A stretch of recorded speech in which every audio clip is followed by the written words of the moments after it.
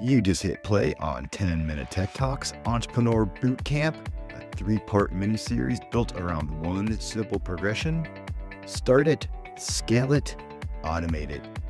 This is Jonathan Kirsting of the Pittsburgh Technology Council and Tech Vibe, and Bootcamp starts exactly where every entrepreneurial journey begins, deciding whether you're ready to bet on yourself.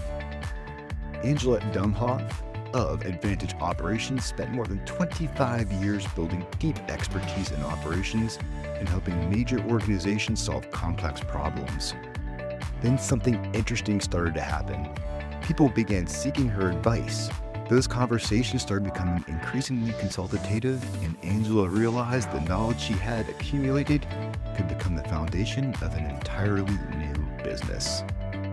In part 1, Start It, Angela talks about making the leap from corporate leadership to entrepreneurship, taking ownership of her time, and building Advantage Operations around the expertise she already had. So lace up your entrepreneurial boots. Class is in session.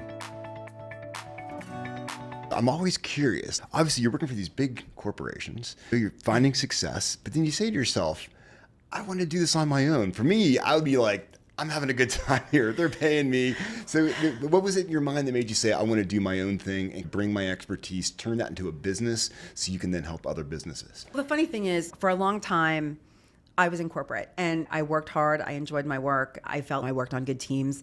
I think the culmination of my career was about 5 years ago when I was poached to help create and start and launch a health plan from scratch, which I thought, wow. Are you kidding? Are people really doing this? But we did it.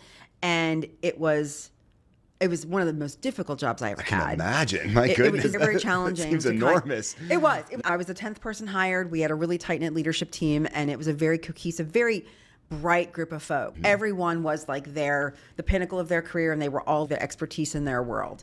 And I was the operations person. So we worked together, we built teams, and we, did months and months of testing. It took about 18 months, and we finally launched the plan.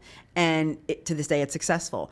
After about 4.5 years, I was at the point where I just felt like I'd done all I could do. And as health plans do, they broaden. They go into, whether they're a TPA or they're a fully at-risk commercial plan, they want to go into the CMS plans. They want to go into Medicare, Medicaid, DSNP. They want to do all that. And our plan was in Medicare Advantage, and they wanted to go to other places and do other things within the government business, which is very lucrative and very poignant for the roles.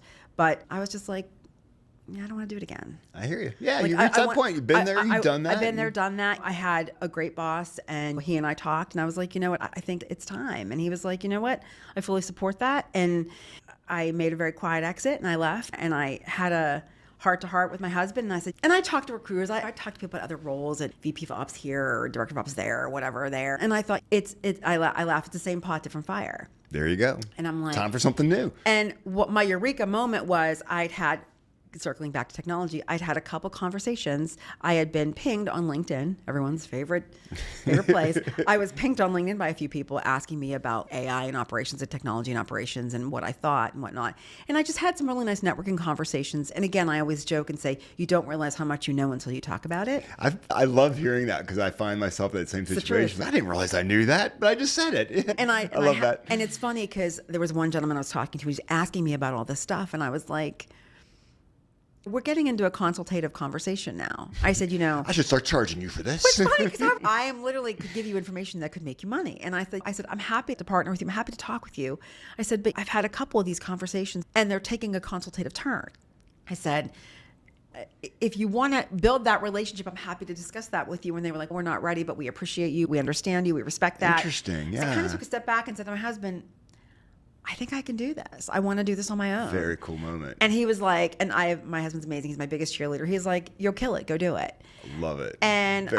I have a really, as a Gen Xer, I have a really great work ethic, and I'm really driven, and I have a great support system of friends that I've gone to college with and have had business relationships with.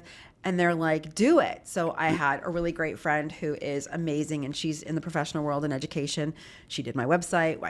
We people that help. I had a whole plan. A group around you to make that happen. And so you get it off the Brainstorm, ground. did the content, got all the pieces together. I took about 45 days to get it all together. And then I launched in the first week of April. And I was like, here we go. Now you're off to the races. And now I'm a full-time networker and Yeah. meeting people and talking to decision makers and That's what I giving wanna people advice and volunteering, teaching courses.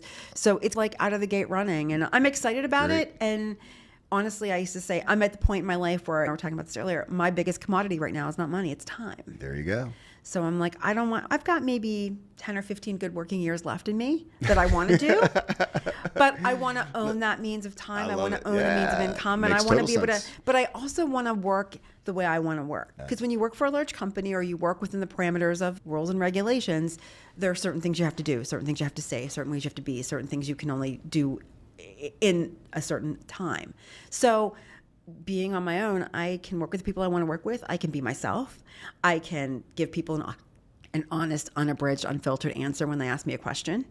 And if they appreciate it, great. And if not, that's okay too. Sounds like a great way to live I as think so far as too. I'm concerned. So I'm very excited for Yeah. you. So tell me some of the key things that Advantage Operations does. I know the big thing obviously is having fractional leadership, which is such a big deal.